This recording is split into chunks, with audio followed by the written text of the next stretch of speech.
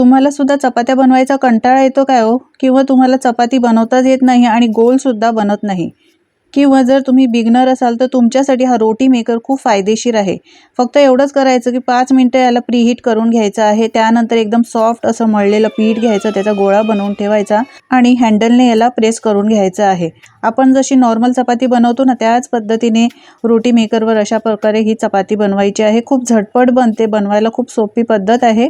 फक्त एवढंच लक्षात ठेवायचं की पीठ जे मळणार आहोत ना, आपण जे रेग्युलर पीठ मळतो त्यापेक्षा थोडंसं सॉफ्ट पीठ मळायचं आणि हे रोटी मेकर आहे ते 5 मिनिटं प्रीहीट करून घ्यायचं आणि त्यानंतरच आपण रेग्युलर चपात्या बनवतो त्याच पद्धतीने चपात्या बनवून घ्यायच्या आहेत. तुम्ही यावर तेल किंवा तूपसुद्धा लावू शकता. मी ही चपाती बनवताना कुठेही तेलाचे किंवा तुपाचा अजिबात वापर केलेला नाही, तरीसुद्धा टम्म फुगलेली आहे आणि ही चपाती बराच वेळ नरम राहते, कुठे कच्ची राहिलेली नाही. तुम्हाला जर हा लिब्राचा रोटी मेकर हवा असेल तर आजच ऑर्डर करा. मला तर खूपच आवडला, तुम्ही सुद्धा वापरून पहा.